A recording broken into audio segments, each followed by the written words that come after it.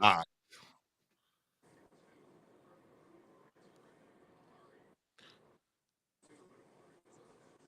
we're now live. What's that, Bobby? We're live. I'm getting some harmonics.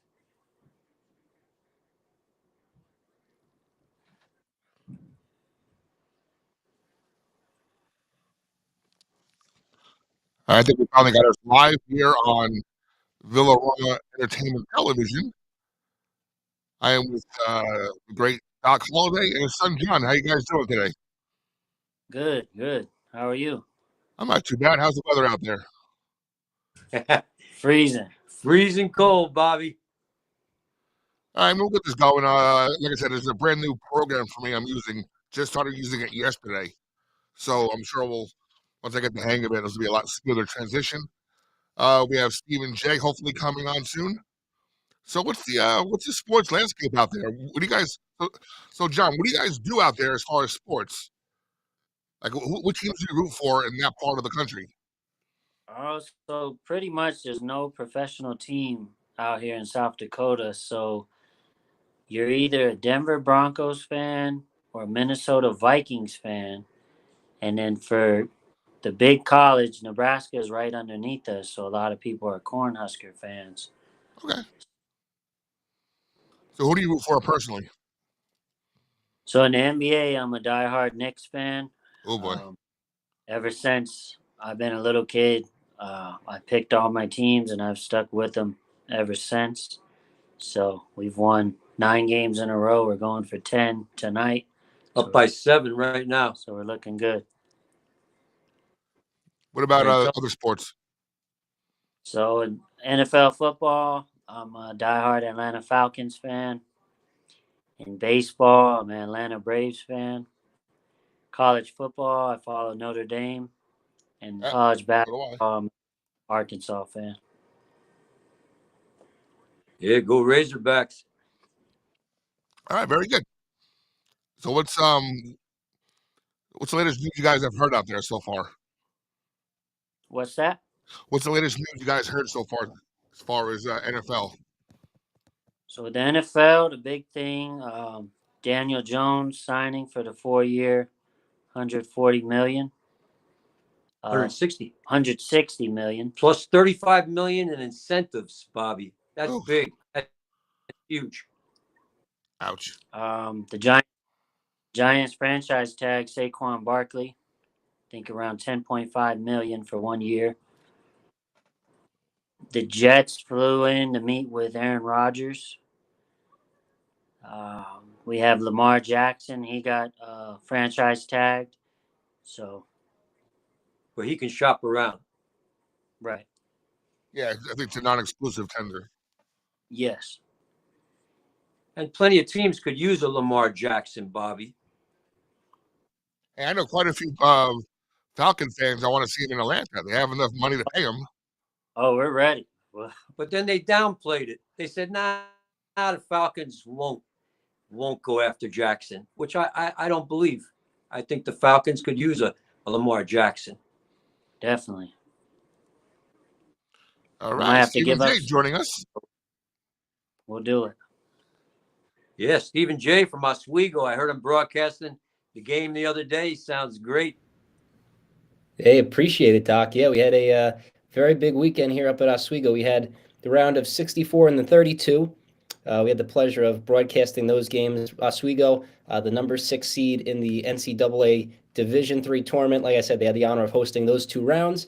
They hosted the pod, and man, what a good group of games. They won on Friday pretty handedly, and then Saturday they had a very tough task in John Carroll. They beat them by, I think it was a 66-61 final. So now they have to go all the way out to Virginia, Randolph-Macon, for the Sweet 16 against the number 1 team in the country. So it was a busy weekend for WMYO and Oswego basketball, but I'm glad to be here. I just got back from my sports broadcasting class, so thankfully I have my voice all ready, and we did all of our live hits, so I'm all ready to go here.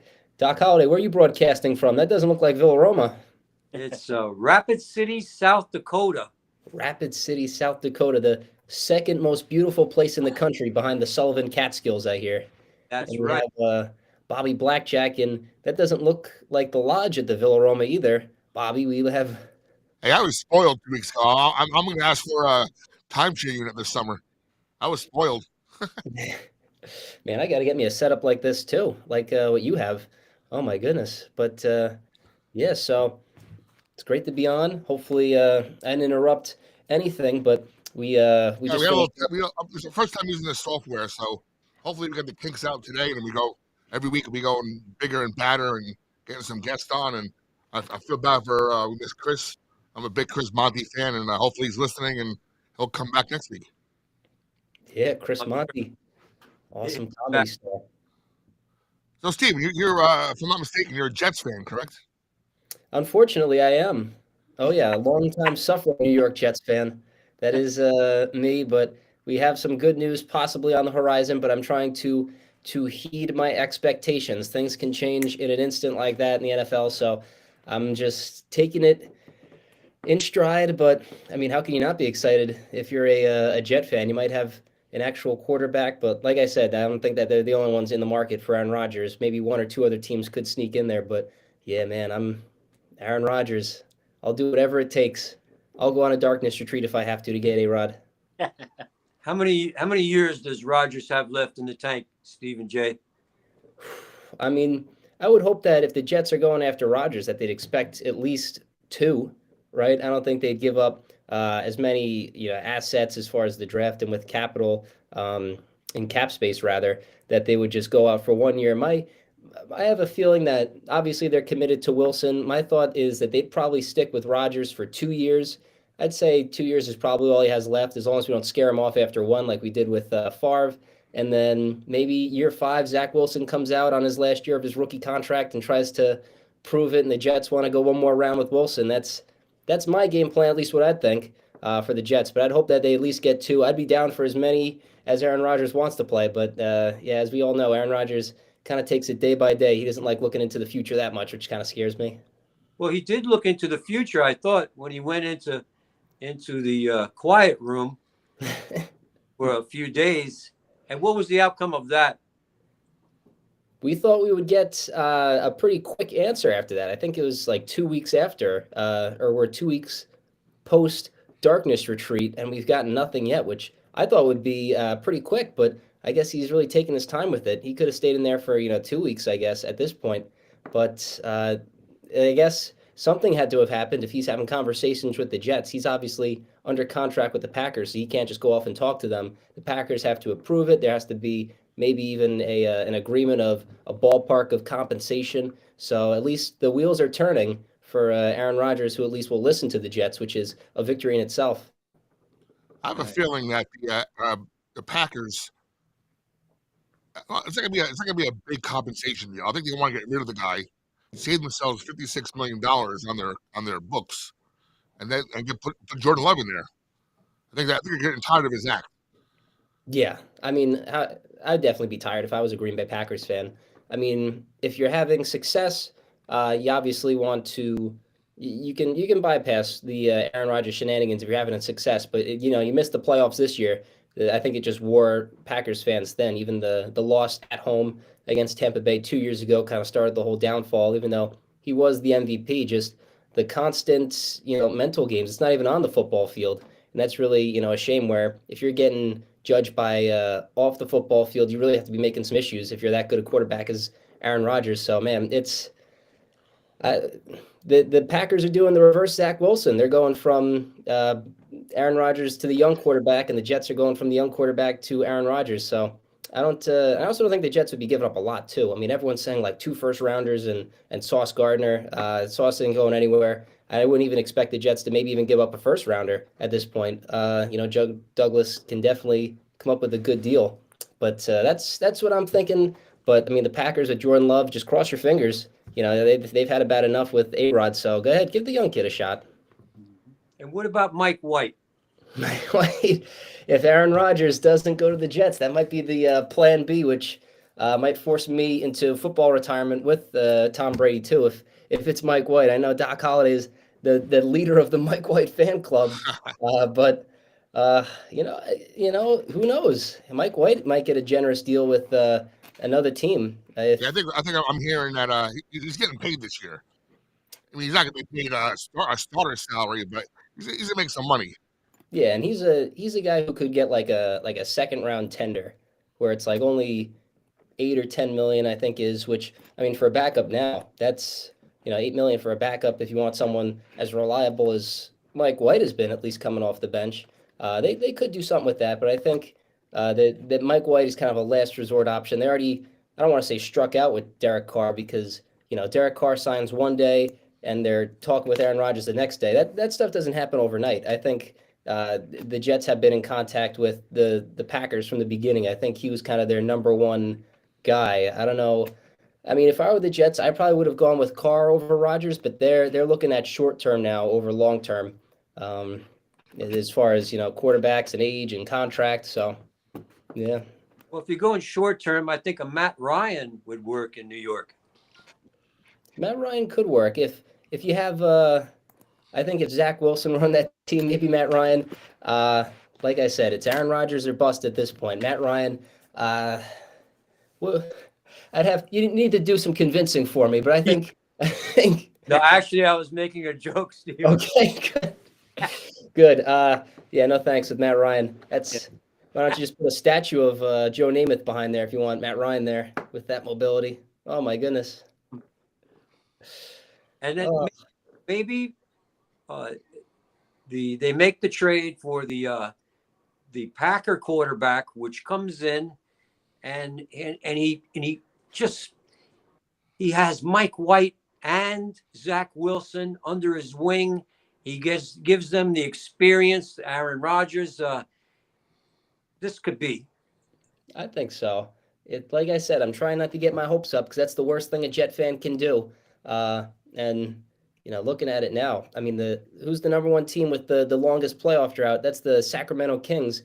I think they're fourth or fifth in the Western Conference, and after that, it's the New York Jets. 11 years, they have the longest playoff drought in the top four sports. So they got to do what they got to do to get back into the main event. And the Well, they Kings do are have. on Ryan for this year, right? Yeah, the Kings are. I believe. I think One, the Kings are the number one team in their division. yeah, I think they're above the Warriors and the Clippers, and I don't know where the heck they came from, but that was like the one team over the Jets where everyone was kind of talking about with the playoff drought. 22 years, half it. That's the Jets with 11, and like I said, that's the soon to be new leader in playoff misery. Oh boy. Oh boy's right. Well, right now, John says they're the 3 seed. yeah. Sacramento Kings are the third seed in the West right now, and the Yeah, higher rounds turned them around, and they got a solid team. So they certainly do. They built a young core just like the Knicks. You got a good little mix of let's go. youth, veterans. Darren Fox, definitely the guy out of Kentucky. They brought that backcourt back. Um, yeah, I mean the Knicks and the Kings. How about that? Kind of two similar teams. Yeah. It's certainly been a very entertaining basketball season. I don't know if I know. I'm actually not sure what Bobby is. Oh, Bobby's a Net fan, correct? That's Brooklyn. Nets. Brooklyn. Ah, LMB's Gardens, Brooklyn. And then what would be Doc? I don't. Is Doc a Knicks fan too, John? I don't know what your team is as well. Willis Reed, baby. Willie Reed, the Knicks. Both of you Knicks fans? definitely. All right. It's man, if you saw that game against the Celtics, that highlight of the year so far, double overtime without Brunson. That's a Home wins oh, against Celtics. yeah, they won I think it was the season series against the Celtics. Yeah. Man, that was one heck of a game that me and my roommates were watching. We were going crazy, and just for the Knicks to kind of have that success in the regular season. It's a Tom Thibodeau team, which equates to regular season success. But quickly played 55 minutes. They all played at least 40 minutes. So I'm hoping that the Knicks don't get too burnt out because Thibodeau has a very short rotation. There's a reason why he hasn't really made it too deep into the postseason. That's because his teams get gassed with all the minutes that they play. So playing some good basketball. I'm excited about that. But I'm staying cautiously optimistic. But how could you not? It's a fun team. It's fun games. I think they're going to be on national TV today, Thursday, I believe, against the Kings. So there you go. marquee matchup. And Oh yeah. told me earlier that these Villanova boys have really come in to help the Knicks. Brunson, And his dad being a coach as well. and Josh Hart, making the trade for Josh Hart. We've been 9-0 ever since we got him at the trade deadline. Oh my goodness, that's I was you know worried about tonight because all those wins have been versus teams that would currently make the playoffs. Tonight we're playing the Charlotte Hornets and we're struggling down the wire at the Garden. So oh it's really? tied right now at 100. Tied at 100. But the Uh, Knicks overtime. They're the overtime champions. yeah. What was do we know the line on that game, Doc? How 10. many? 10? Ooh. That's Yeah, the Knicks. Nick's getting 10. That'll be I don't know if that'll hopefully no one put anything on the Knicks. I'd be having palpitations right now with the time being tied. Oh yeah. But What they was scored very quickly. And that's another what's his name? Yes, Isaiah Quickly. It's been amazing, and he started again tonight because Brunson's out with the sore ankle. So yeah. Oh my goodness. It's the depth on this team, what they were kind of able to bring in, talent-wise through the draft and through free agency, having a backup point guard like that to come in for Brunson. I mean, Brunson was the player of the month, and then you take him out of the rotation, and then they were still playing great. So yeah, Josh Hart, those Villanova boys, it's they made a couple of poor acquisitions at the deadline last year. Nice to see them kind of right those wrongs and get the right guys in there and ship out the wrong guys. So yeah, the Knicks. Hopefully they can pull it out against the Hornets. That wouldn't be a very good loss in my mind, considering that I don't think they have the Ball brother.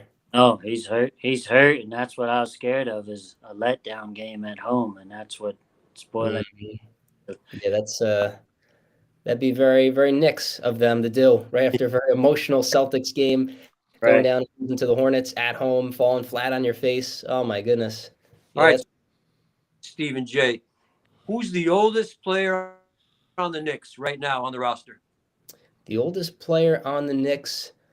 Let's see. So in the starting lineup, it'd have to be I'm going to say Derrick Rose. Derrick Rose, All 34 right. old. He's like in the witness protection program, right? I haven't seen Derrick Rose in a hot minute. He's not in the program. He's not in the rotation. He's had a couple of minutes. Yeah. Or I mean, just a dynamite ball player, but yeah. 34 old. I'm going to be 66. So that's almost 2 Derrick Roses. 2 Derrick Rose. Twice as nice on the court, right? That's right. Oh yeah. Yeah, I love the whole Knicks aesthetic right behind you guys. That's I like it. That's good. I feel like I'm lacking over here. I just got some like dirty laundry and in a dirty college apartment. Man, but it was funny. We were going over. You mentioned Villanova and college basketball. We were doing live hits for my sports broadcasting class, and we were given a fictitious topic that we have to report on. And the topic was Jim Boeheim retiring. That was and right here close to the Syracuse area. I think people are going to bed at night, kind of hoping and dreaming that Boeheim retires. So I have to. It was I think tomorrow they play and.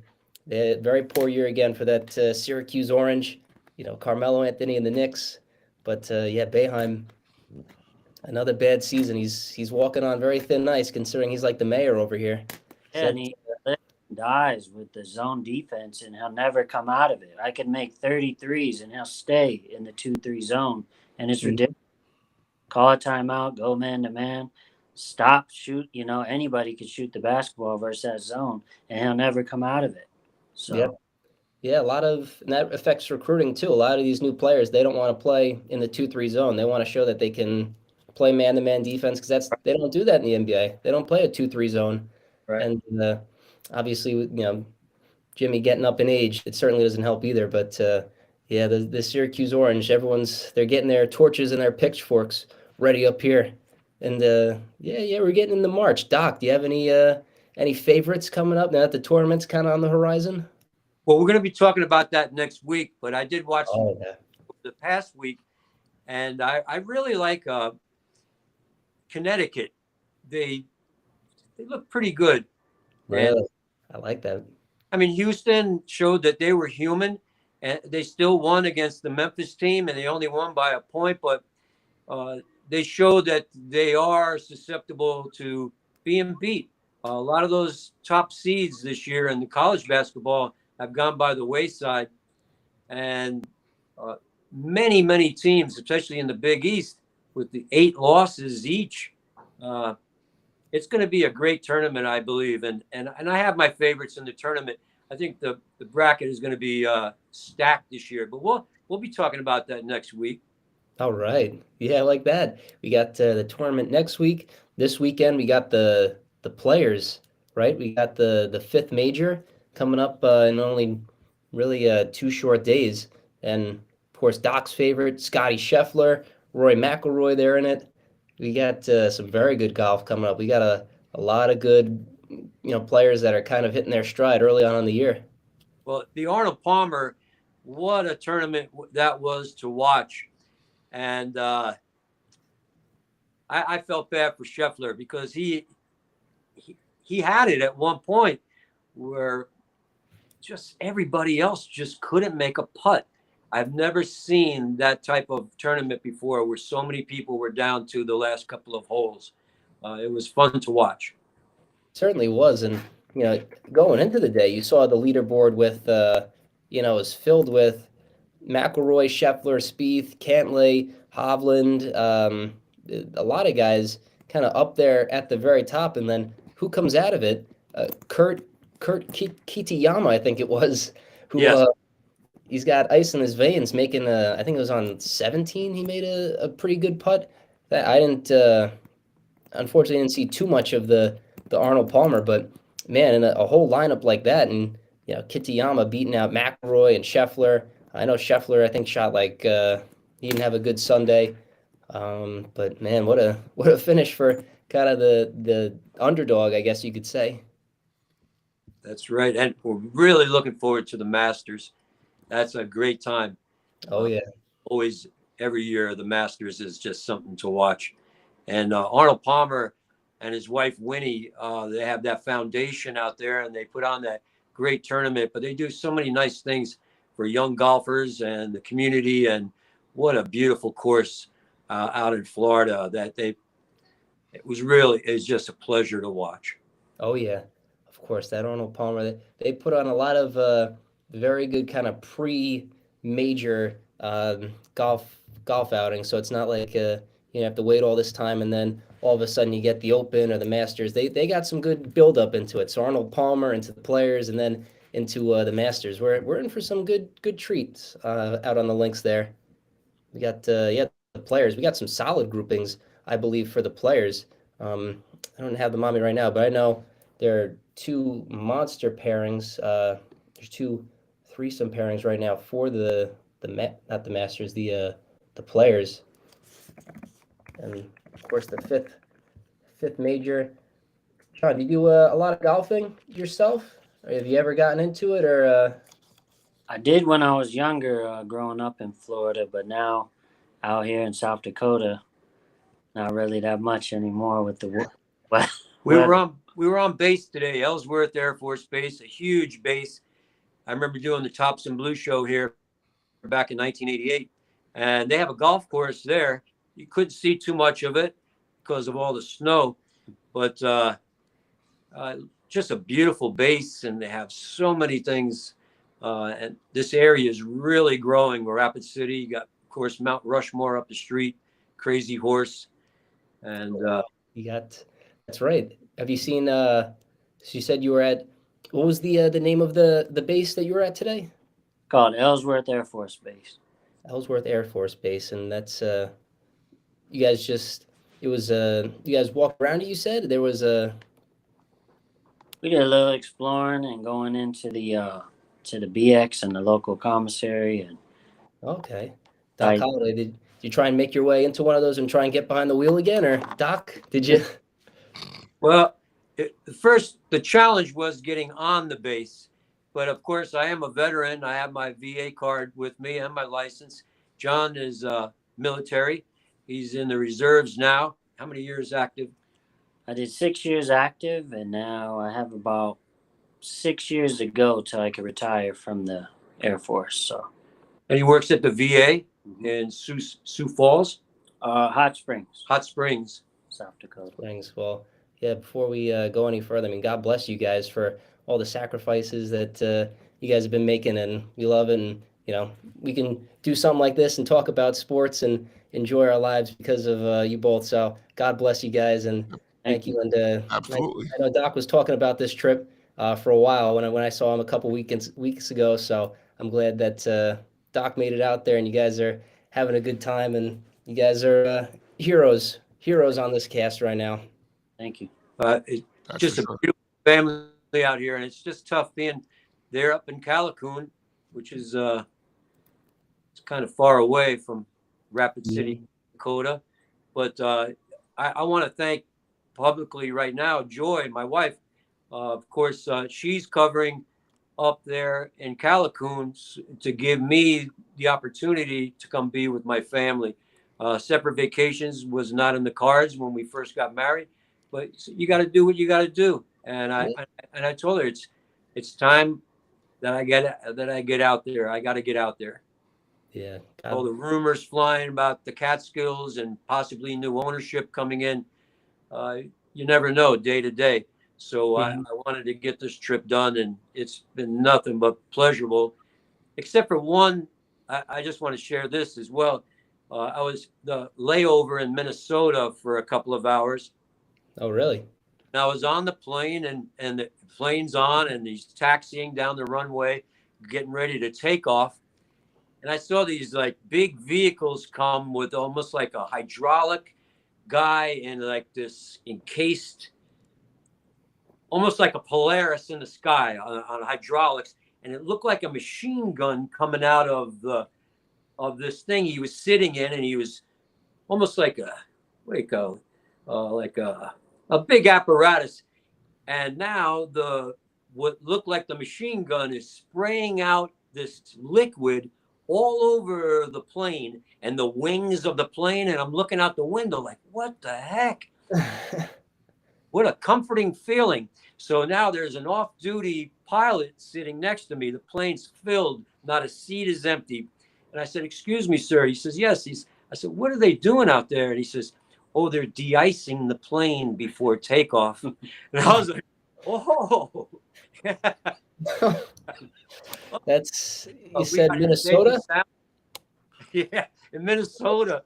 Oh my goodness, that's you probably get a lot of that in Minnesota. Oh my goodness. That must have been an interesting sight for sure. Then we drove up to this wonderful pizza place. What's the name of it, John? Mangiamo's. Mangiamo. It's in Hill City. Hill City. So we drove about a half hour. Wood-fired pizza. Oven is from Italy. Guess what? This guy trained. His name is Russ, the owner, prior military, security forces. John, security forces. Myself, prior security forces. Oh, So wow. we kind of hit it off. He bought the oven from Italy, a beautiful brick oven. The pizza was fantastic. And he goes, I'm not a chef. I have a pizza maker, but I trained in New York. I said, really? He goes, I learned everything about this business that I've had for 2.5 years right in New York. I said, where? You won't believe what he said. Staten Island. I said, Staten Island? He goes, you know Staten Island? Do I know Staten Island? That's where Tommy Lexus, Joe Causey are from. So he says, I trained in Staten Island at a restaurant. I said, what restaurant? He said, Goodfellas on Highland Boulevard. Highland Boulevard. I can't believe it. Wow, oh my goodness. Yeah, the waiter said, yeah, there's this guy from New York here that said the pizza's really good. So he said, I just had to come over. He goes, that's a big compliment coming from New York saying the pizza's good. Oh, I think it's the 50-50 chance the guys in witness protection program. yeah. Oh my goodness, that's small world. That's you drove a half hour in a snowstorm just to come here, and John's wife said, well, this is the best pizza. There's nothing like this in Rapid City. Even better. And then Doc should have gone, I came from the Catskills in New York just to get your pizza. I traveled all the way here. Man, Yeah, that's great Italian food. And the waiter, young guy, comes over, no pad, no pen, all from memory. And what an order it was. He remembered everything and went just the extra mile. wow. Great service, beautiful place. And give a shout out. Mangiamo in Hill City. Russ is the owner. Go stop by, say hi. Awesome. Unbelievable. You guys are making me hungry now. Yeah. That's one of the things that I miss. I miss that Long Island pizza up here in the Catskills. You can't find anything like it. They just have yeah, they got like buffalo wings up here, which isn't too bad of a second place. But man, now I'm getting hungry. But I'm glad that you guys are enjoying it. You guys are getting some good grub, and man, that's sounds like a great time. And I know here, uh, I was looking and man, I lost my train of thought. I didn't know where I was going with that, but Well, we could segue right back to Aaron Rodgers because I did hear if he does come to New York, cheddar cheese sales will go up.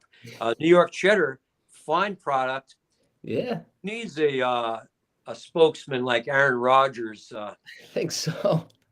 We need maybe like a green cheese hat or something if we can get the rights to that for the I'm sure I'll Jets. have that already. So John will tell you about a New York Jet. Yeah, Sauce Gardner tweeted today that he won't pick off Aaron Rodgers in practice, and he'll burn the cheese head that he took from Lambeau Field last year.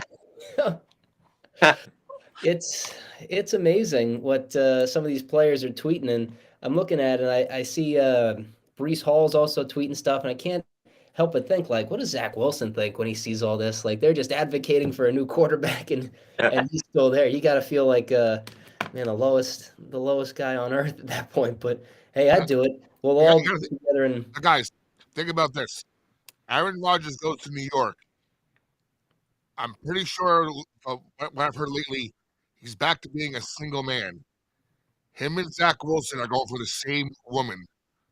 Bobby, you got us in trouble with this last time we did the broadcast. You were talking about Tom Brady's wife. Now you're talking about Aaron Rodgers. Well, think about it. Zach Wilson loves the older women, right? He loves women his mom's age. All right.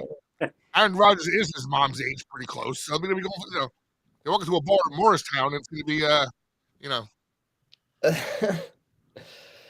Aaron Rodgers certainly has had his fair share of celebrity counterparts. That's for sure. Zach Wilson. I mean, the way he's playing, I don't know if any celebrities want to go through that. But we said cheddar cheese sales would go through the roof, and also I think in New York, if we trade for Aaron Rodgers, I think Ayakusha sales would also go up. I think a lot of more Jet fans would be doing all these psychedelic drugs that Aaron Rodgers has admitted to be taking.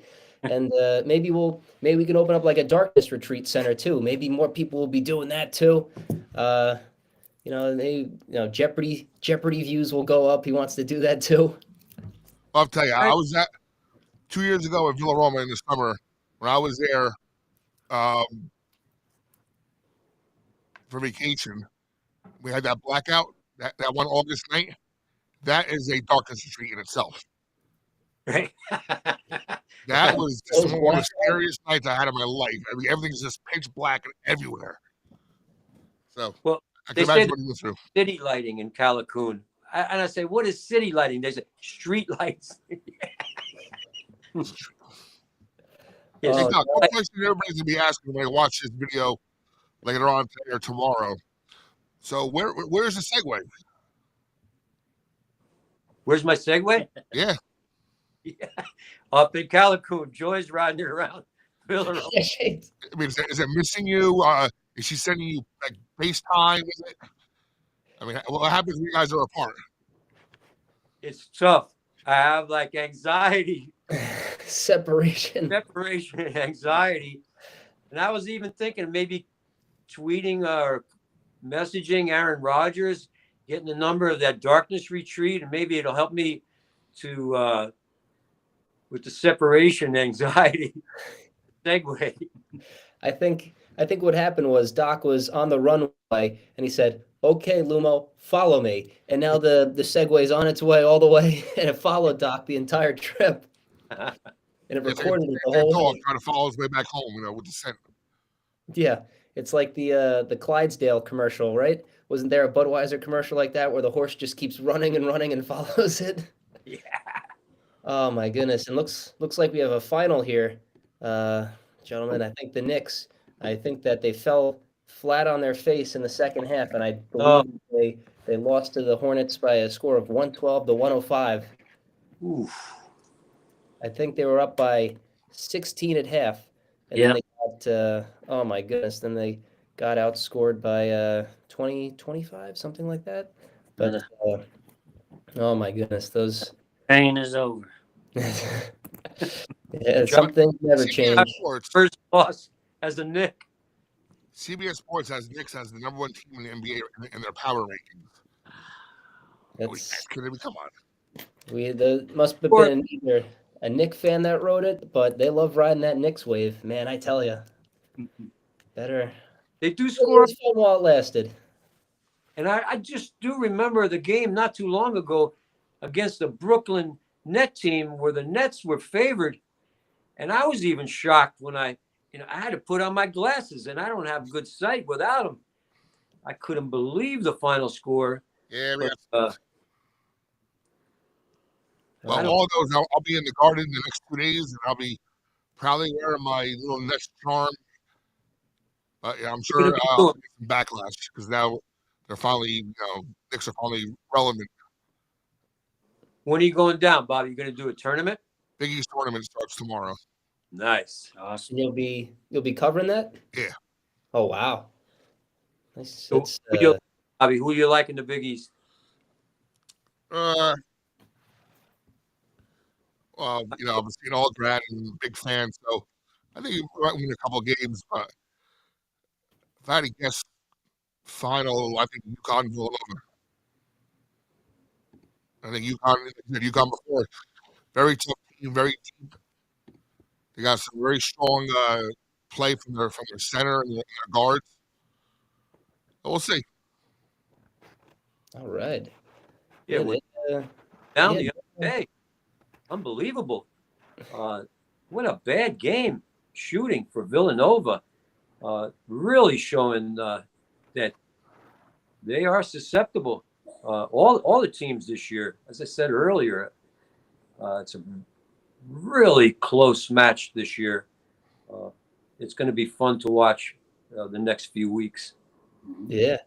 Bobby Blackjack covering the Big East tournament, Blackjack TV. That'll be awesome. And the Big East, I miss those old Big East games when Syracuse would be on there with going head to head with Kemba Walker, right, and UConn, and those they started something special with the Big East, and just I don't know, maybe not the same now that everyone kind of ran away from it.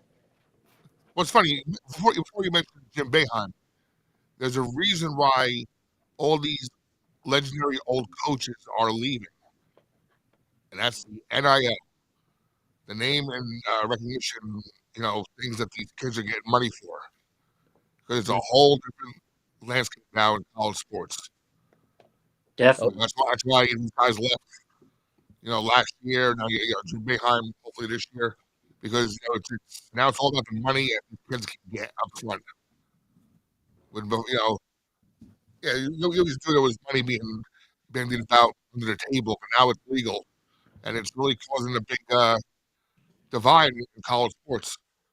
I heard even with my own school and schools in the Big East, that it's causing problems in the locker room because one people know how much they're getting with this money, and it's causing jealousy in locker rooms. So hopefully the NCAA or the government or somebody steps in and fixes this because it's gonna be a bigger problem every year. Yeah, they Well, kind of opened up Pandora's box with the NIL, but it was, I mean, unfortunately, it was just kind of overdue for it. But yeah, you got a point. I mean, just there's no allure to kind of playing for a Coach K or a what was Roy Williams or a Boeheim anymore. It's all just kind of about the money, and it's not like, if you're going into the NBA and you spend 4 years, even though that you can make your money in the for 4 years in college, you still want to be coached by the best for 4 years. But now everyone's just a one and done. Now you don't even have to go to college to play. You could do what Victor Wembanyama is doing, I believe.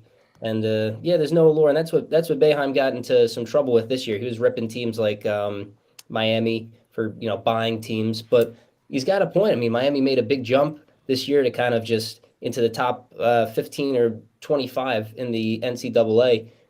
He's got a point, but he had to kind of draw back and apologize because they don't want them talking bad about NIL because the players are sure as heck loving it. But yeah, there's just no more kind of team pride or having. There's still some players, kind of B-list players, who will want to still go play at a Duke and a Kansas and all that. I don't think that'll ever go, but I think just the allure to playing at these schools is lower than it was. Well, even the G League Ignite team, a team of players where they're getting paid and they're still playing basketball. A lot of these Yeah. guys, you look at the NBA projections for the draft. There's at least 5 or 6 guys from that team alone in the top 20. So that's an option now. Why go to school, right? See, if you're getting paid right now, 100 grand, would you go to school right now? No, Oh no! Oh no! exactly. Even though I could buy a much better meal plan here with that kind of money, yeah, I don't know. Yeah, but yeah, it's just not the same like you said with NIL. It's not just about money, Stephen J. We were talking about it. John and I were talking about it earlier. It's the young fans out there that they're the future of sports, of course, and there's so many players now in all sports that it's just about the money. It's not about longevity. It's not a Mickey Mantle that was the hero of the Yankees for all those years, or Lou Gehrig, Babe Ruth came from the Red Sox. But what I'm trying to say is it's hard to pick a player to follow, and you have your favorite team and a player to follow, and then the next year they're gone. He gave me an example: the Atlanta Braves, two wonderful players. They were latched onto by a lot of fans, and boom, they're gone. So, Right. Both my daughters, one of them fell in love with William Contreras, and he made the All-Star game as the DH. And then my other daughter loves Dansby Swanson. And then coming into the off season, he's one of the best defensive shortstops in the game. And we didn't even try to offer him anything. They let him walk, and then they traded Contreras to the Brewers. So it just makes it tough. Yeah, the But back to the NIL, the person that doesn't like it is Nick Saban, because he's been cheating all these years, and now Yeah. levels the playing field where everybody's getting paid. So he's totally against the NIL. oh and, yeah, and let's just compare that to a professional golf, the PGA. And you know what I'm going to say, Stephen J, is the Live opens up. They have the money. They flash the money at the golfers, and whoop, they're gone. They're gone into the Live, and it's just not right. It's just not right. When did sports become all about the money? What about the team? What team sport? The camaraderie. You have players pitted against each other, just like you said. One makes more than the other. It creates dissension. A ball player that's a scrub is making $8 million, which is low balling in some professions. But how about our school teachers, our real heroes out there, and they're making 100,000 or 80,000 or 60,000, whatever a school teacher makes. I don't think it's fair. and it's become a big issue in the NBA, especially with load management. I want to vomit every time I hear that word, but yeah, load management, and as the salaries go up, it seems like players and the games played are going down. You know, football, I still believe that there is a hustle to play and to win, even though a lot of people want to be the highest paid at their position now. I still think that if they can play, they will play. Whereas for basketball, it's become so fragmented where it's all just about people have been getting more on LeBron James because they think that he wasn't hurt before he went down a couple of days ago. They were getting on him for load management when they should be looking at a team like the Boston Celtics, who have a Brown, a Tatum, and a Smart, all guys in their very early 20s, and they're sitting out games on national TV, and just for no reason. Against the Bucks, I mean, you see a Celtics Bucks matchup, you get all excited about it, and then all of a sudden you don't see their three best players on there, and I mean, did it all start with Kawhi? Did it all start with Popovich? That's some things to think about. But baseball, people are playing a little less games, but it's still a long season. 162 games. As much as you want to see another streak like the Iron Man with Cal Ripken, they're playing a little bit less games in the MLB, but the NBA is the largest culprit of kind of greediness, dare I say, and just kind of money over minutes. Well, I think it's a matter of time before some little kid and Pop Warner or some Little League World Series kid wants money. What example are the professional athletes sending to our young athletes, the future athletes? It's all about the dollar signs. Mm-hmm. Bobby, do you have something to say? I lost my train of thought. I'm good. Thanks. Is that a Giants hat, Bobby? What's Yeah, I'm wearing my Giants hat today. repping the Giants? They did the sort of smart move. I wouldn't have given Daniel Jones money, but I wouldn't have gone reverse because I said that if the Giants are going to sign Jones, they should sign Jones and tag Saquon. I wouldn't give Saquon $1. I think giving running backs, big money is a big mistake. It looks like they structured Daniel Jones deal. I wanted to laugh my head off when I saw he won $45 million a year for a guy who threw 15 touchdown passes. I think that was ridiculous. But the fact that I think it was only like 87, 90 guaranteed, where his cap hit is lower, so it helps the team. But also he has the option where he has another good year, like last year, another solid year. He can make his money. So for the Giants, I think that they've made it out of the offseason okay, where they haven't paid Saquon yet. I think deep down that they know that he might get a deal either elsewhere, or that they're not going to give it to him, or at least big money, because I know they offered him a deal over the bye, and I believe he's making less now under the franchise tag than he is in the deal that they offered him. Well, supposedly, what I've been seeing is that Daniel Jones' first year is only $19 million against the cap. Where if you would have franchise tagged him, it would have been over $32 million. So you're saving $14 million there. And by tagging Barkley, it's only like 10 as far as the tag. So right there, you're saving $20 million. So you're going to cut Galladay next week. And then a few other players. And I mean, I look to them to bring in at least one stud receiver, whether it be free agency or a trade. Which two wide receivers? No, I mean a stud. And when I say wide receiver, I read today they were doing like trade scenarios they want to see, and the one for the Giants would have been Darren Waller, the tight end from the Raiders, who basically is a wide receiver anyway. I mean that's Mm-hmm. Yeah, Waller.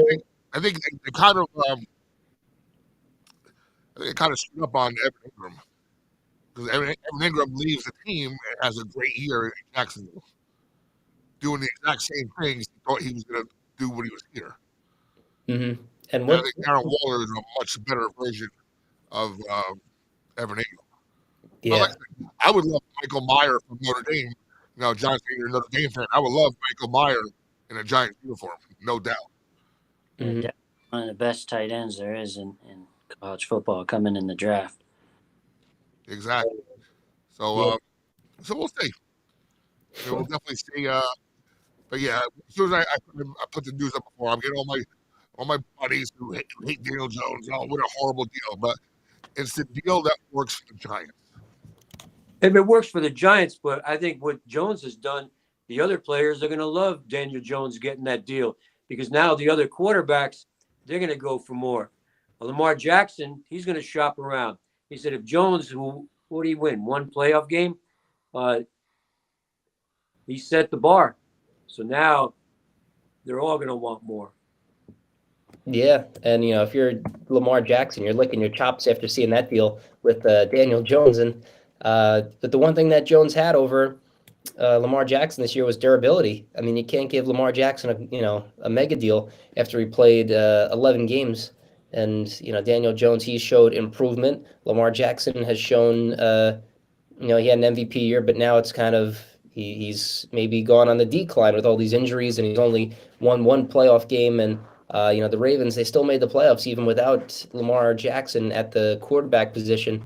They'd obviously want to keep him. It'd be very, very tough to replace a quarterback like that, whether it's in the draft or trying to replace him with a Tyler Huntley, who's just like he's kind of like Lamar Jackson with his legs, but overall, he was down the stretch. He didn't really prove that he was as good as he was last year when he covered for the team. But yeah, Lamar Jackson, he's going to get a big deal. We've seen a lot of teams though say that they're not in on Jackson. We've seen teams like the Dolphins, we've seen teams like the Falcons say it, which whether that's just smoke screening or not, that's it's definitely not helpful that you have all these teams saying no thanks. We'll look elsewhere for we don't want a former MVP quarterback.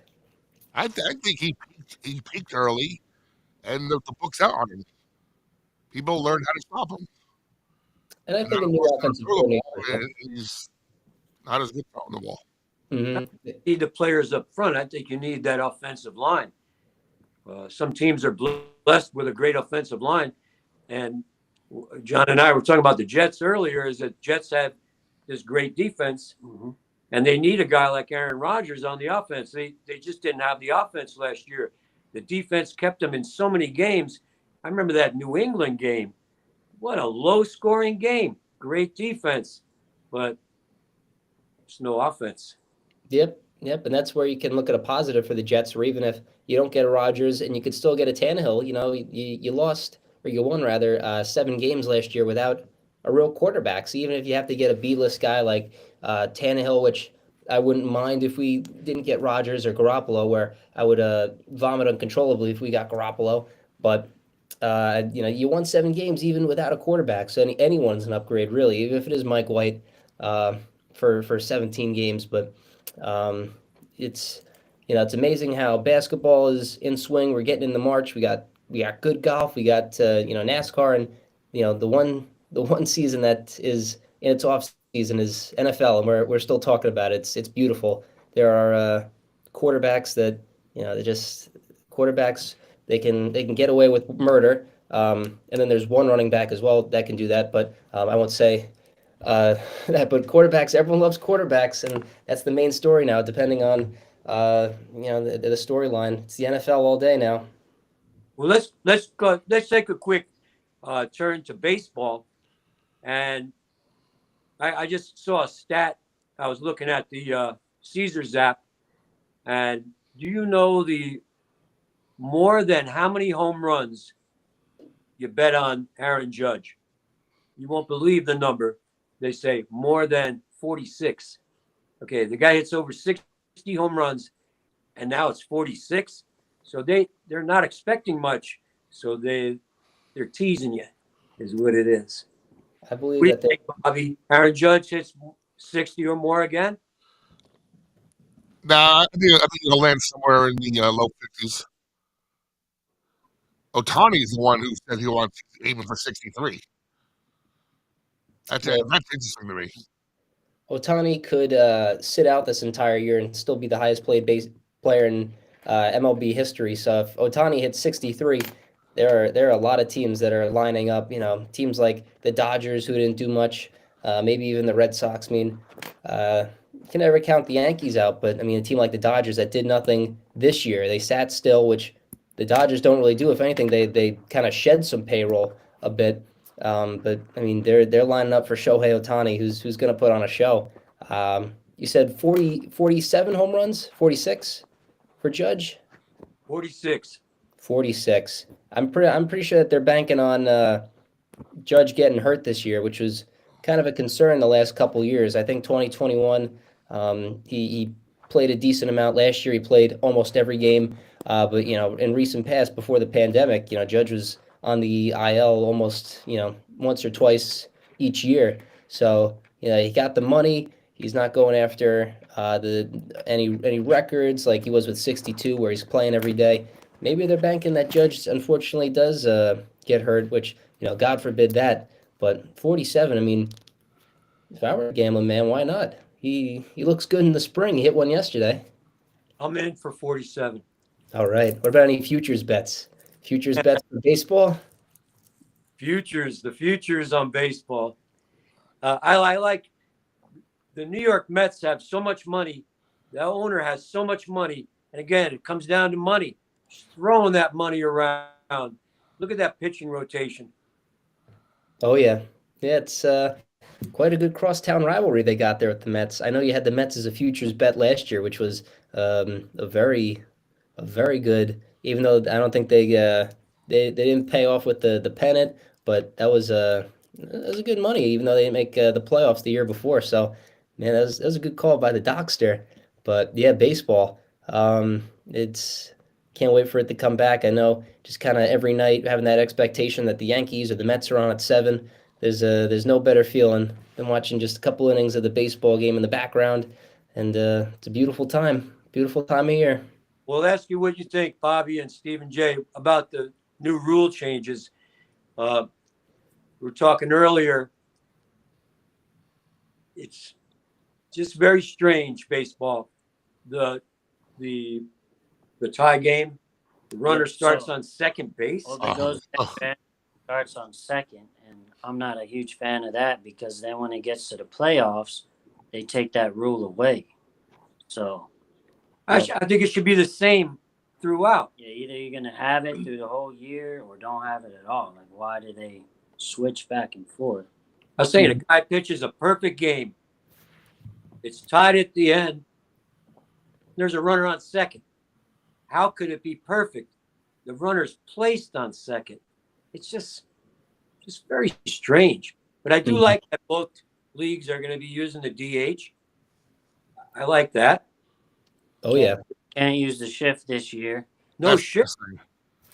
and they've even as people go and adapt. There's still some things that never change. They've even they already made one adaptation to the adaptation for the rule change because with the pitch clock, which seems like a good idea. I don't know how much at spring training, starting pitchers are only going 2 or 3 innings. Max Scherzer has shown that he can kind of work his way around that with the pitch clock and have a little fun. And then baseball, of course, they say, oh no, you can't do that. And the pitchers are going, well, we can't just have a pitch clock just to set up the batter, and they're getting gassed already on the mound with this new pitch clock. They got to pitch it out quicker, and Scherzer's just trying to it's already an advantage for the batter, and they have to follow these rules. And Scherzer comes out with he was doing quick pitches, and as soon as he steps in, he's throwing and he's icing him on the mound. He's doing all these different things, and then baseball says, oh no, you can't do that. So baseball kind of needs to get its act together on whether they can or can't do that. And now the new thing that's coming in with the shift, you can't have 3 players on the infield. You can't bring your shortstop or your third baseman in between the first or the second baseman. But what are they doing? They're taking the left fielder and they're putting them right in front of the right fielder. So they're still putting a shift in play where instead of someone one less in the infield, now it's one less on the opposite side of the outfield. So we don't know if baseball is going to say something about that, where you still can't have X amount of people on one half of it. It's amazing how people are adapting to the new rules and trying to make different little tricks, and that the baseball is saying no more trying to get past the rules. Well, it reminds me of NCAA basketball, Dean Smith, where they used to post the 4 players and there was no shot clock, and they just passed boop, boop, boop, boop, boop, and it would eat up the clock. So that then the shot clock came. Mm-hmm. Just I don't know. It's a lot for to take in, but we all adapt to it. Yeah. It is. It is. American sport fans love offense. That's why a majority hate soccer. It's all defense, right? So these star players with 235 batting averages because there's a freaking shift on them. That they want those numbers up a little higher, so people are more into watching the games. That's like the ball when home runs started going up, and they say, the ball is juiced. It could be just was better trees that were growing that they made the bats out of. Who knows?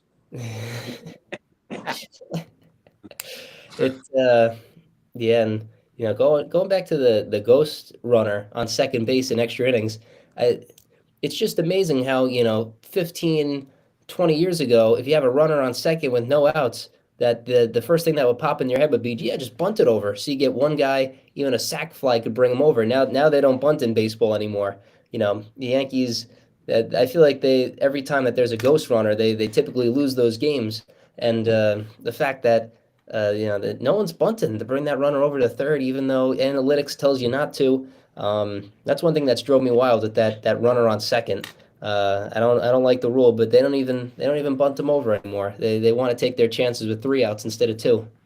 Yeah, the first time I saw that, I thought I missed something. I went for a soda or a coffee or something, and it came back. There was a runner on second, and I'm thinking, what the heck happened here? Mm-hmm.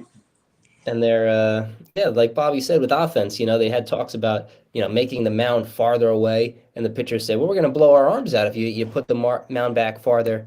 They're really trying their best to make it all offense, even though that it is more of a little bit of a pitcher's league now with averages going down, even home runs going up. Yeah, they're really trying to fix the game. This year will be very interesting. I think we all got to be patient with it, I guess, but it'll be very odd seeing a 2 hour, 20-minute baseball game.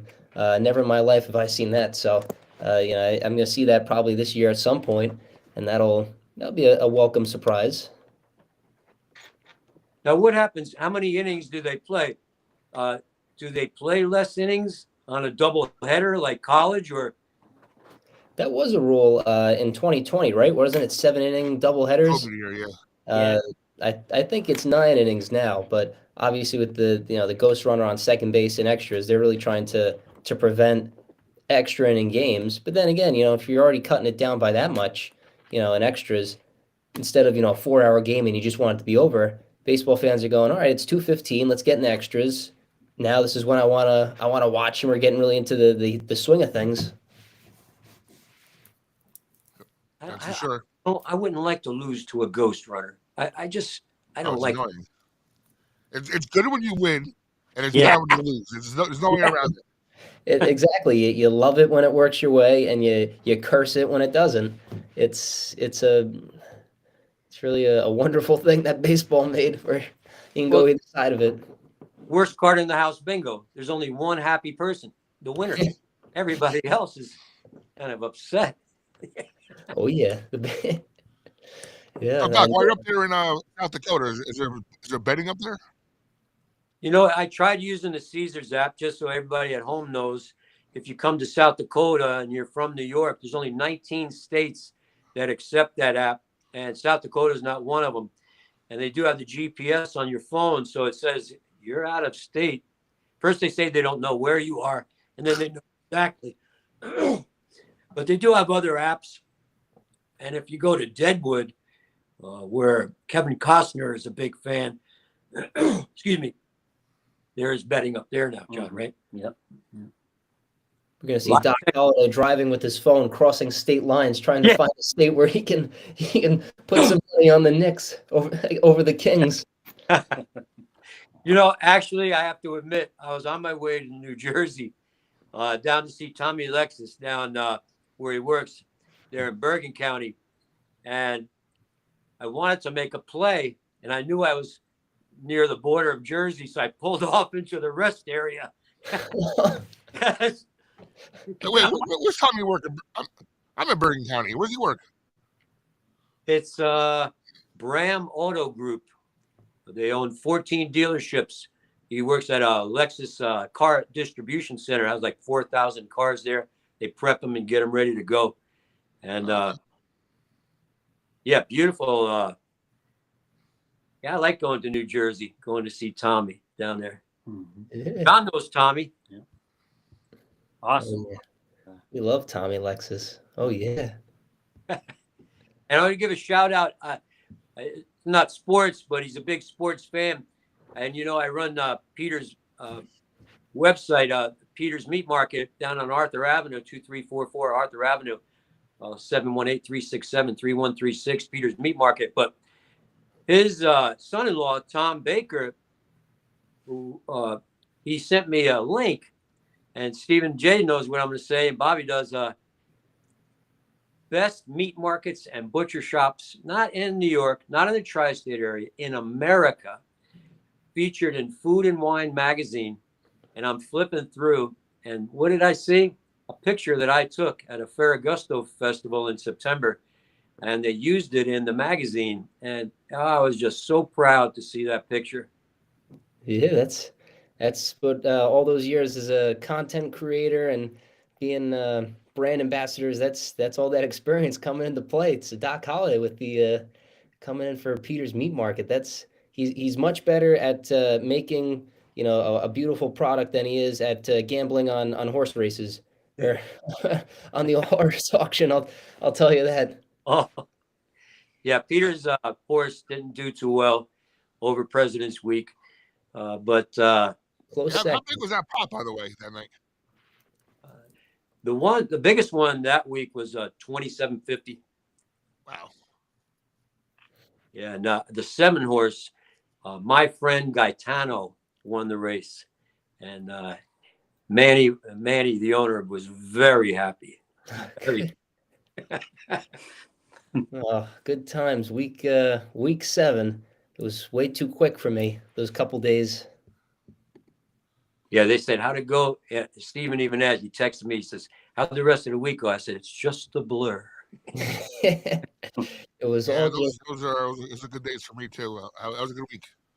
And what a review, Bobby. How about that? I saw that. And Maria G, who gave that wonderful review on TripAdvisor. And if you're going to give a review on TripAdvisor, just so everyone at home knows, there are 2 Villa Roma resorts. There's a Villa Roma resort and conference center, and then there's the restaurant at Villa Roma. And then I went on to both of those review sites, and you wouldn't believe how many hotel reviews are on the restaurant side. So they're kind of broken up. But what a review. She mentioned Bobby and the whole team there. The social team had a great time, and food service and Gus, and it was great. By the way, Doc, so after we end the show and you're looking for something to do tonight, go on to the Sullivan County Facebook page. Okay. There was somebody trying to trash Casa di Lombardi. Really? Yes. And it was whole big, like all these responses and replies and whatnot. I think it was last week sometime, but check it out. Sullivan County. Yeah, like the Sullivan County Facebook page or something, Sullivan County News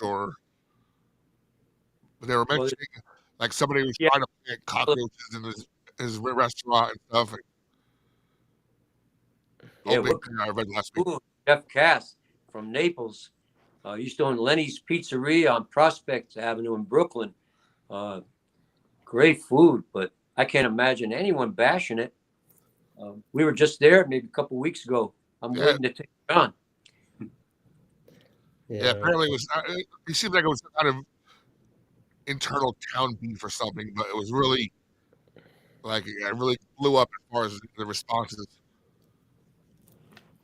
No, we pro Casa de Longobardi. We love the owner, and when Matt and I had the pleasure of going there, he treated us like we were family, and nothing but good things to say. And man, what a meal! I couldn't eat the rest of the day after we went to Casa de Longobardi. That was quite an adventure. That left.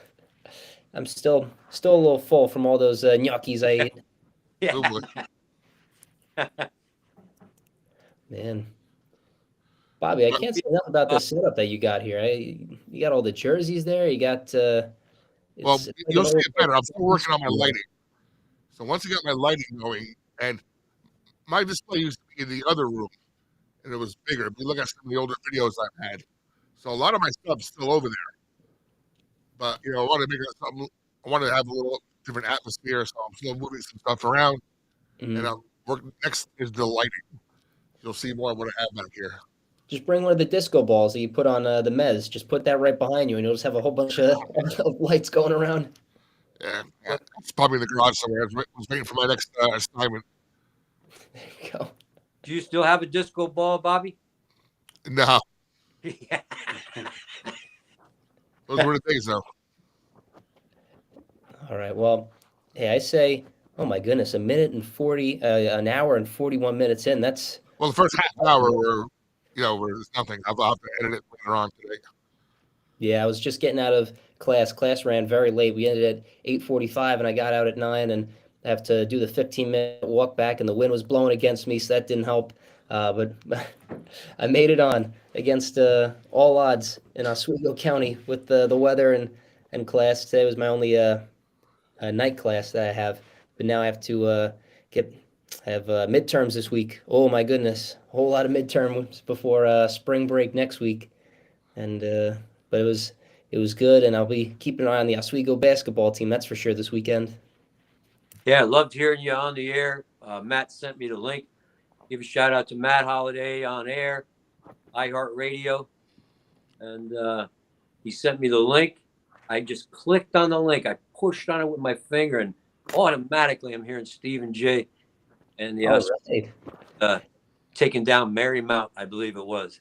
Marymount. Oh yeah, Oswego in pretty good fashion too, and I yeah, that was all over. I usually posted on Twitter, maybe Instagram sometimes.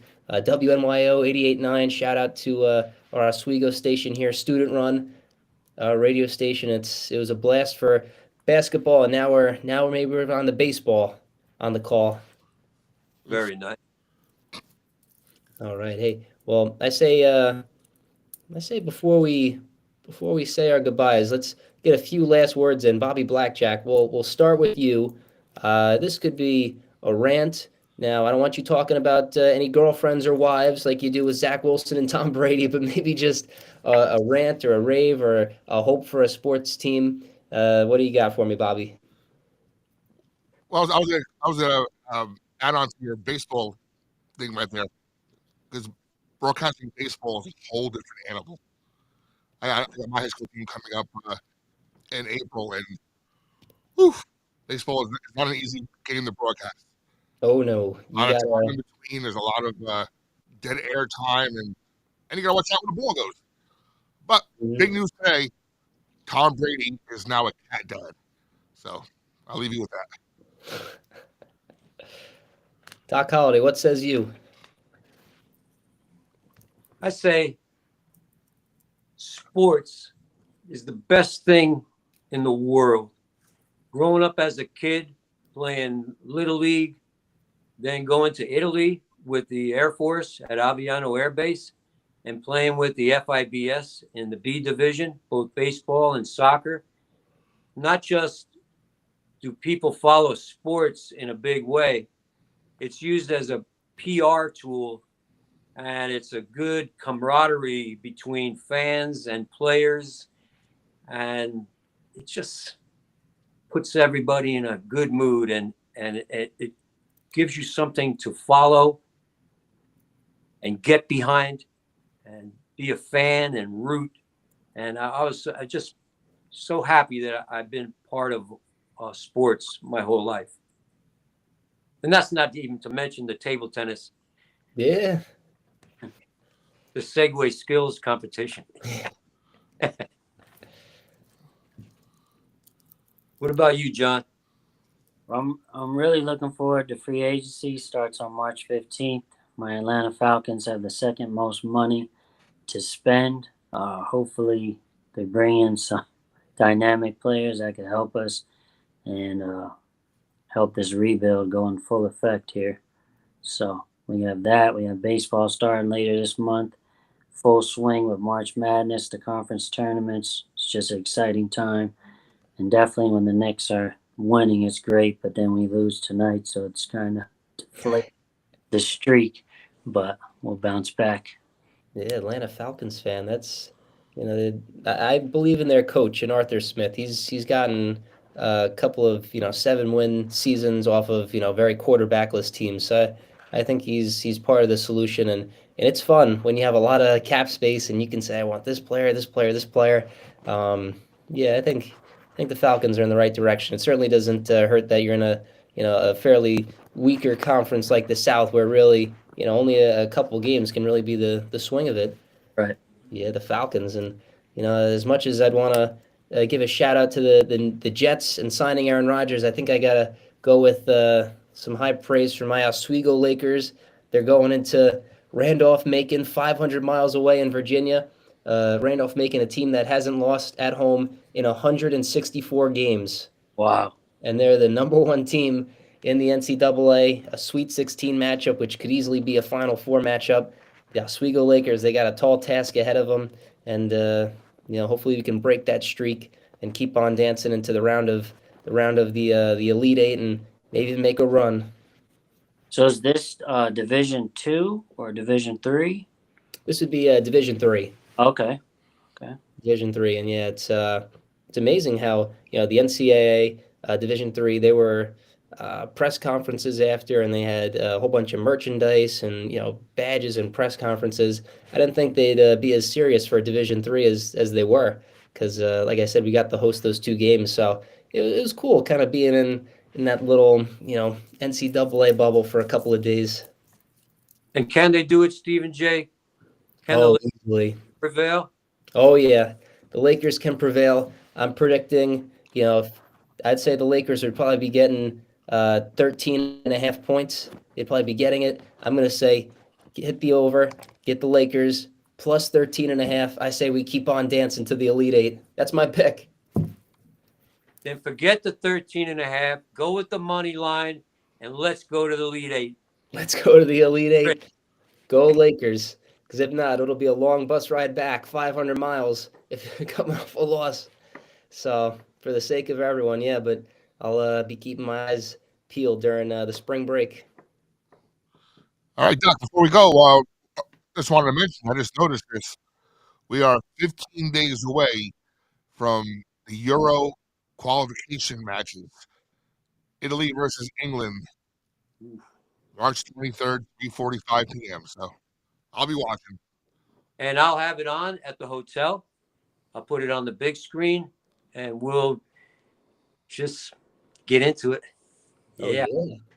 Yep, that's the best part about it. Well, hopefully we're back next week, and hopefully we'll get Chris Monty back on to join us. Again, we apologize for the technical difficulties. All this should be eradicated for next week. And we'll get some more guests on. I'm going to shoot for a guest a week. And we have Right. a lot of personalities there in Little Rome we can pop on. What do you think? Get a Tommy Lexus or a John Noto or Anthony Antico, big Giants fan. It's his Anthony, birthday, by the way. today's his birthday, right? Yep. Happy birthday, Anthony Antico. All right. Antico Suave, they call him. I would love to talk, by the way, I would personally love to talk sports with Uncle Floyd, so we'll see about that. I'll have to talk to Uncle Floyd Vivino, Patterson, New Jersey. As long as it doesn't get washed away again, right, Doc? Yeah. All right, guys, have a great night. And we'll see everybody back next week here on All Point Sports on the Villaroma Entertainment Network, Surge Sports, Blackjack TV. We'll see you guys and gals next week. Have a great night. Thank you. Have a good night. Enjoy the rest of the time, Doc. Hey, thanks so much.